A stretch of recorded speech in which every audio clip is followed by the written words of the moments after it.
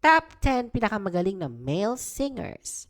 Number 10, si Darren Espanto mula sa The Voice Kids. Nagpapabilib agad sa powerful voice at all-out performances. Number 9, Ellie Buendia, legendary frontman ng Eraserheads. Ang kanyang musika ay parte na ng kulturang Pinoy. Isa siya sa mga pinaka-maimpluwensyang musikero ng bansa. Number 8, Jose Marichan, hari ng Kapaskuhan. Sino ba naman ang di alam ang Christmas in Our Hearts? Boses pa lang, ramdam mo na ang Pasko. Number 7, si Arnel Pineda mula sa karaoke hanggang sa pagiging lead singer ng Journey. Isang patunay na abot kamay ang pangarap ko, may galing ka talaga.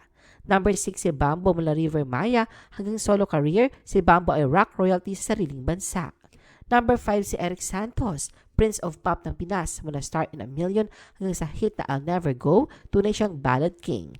Number 4, si Christian Bautista, heartthrob na may golden voice. Pinakilig tayo sa The Way You Look at Me at Certified Asia's Romantic Ballad Dear.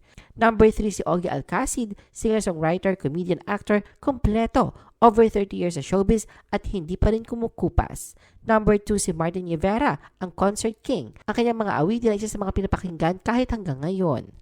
Number 1, si Gary Valenciano, Mr. Pure Energy. Sa bawat performance, siguradong may sayaw, birit at emosyon.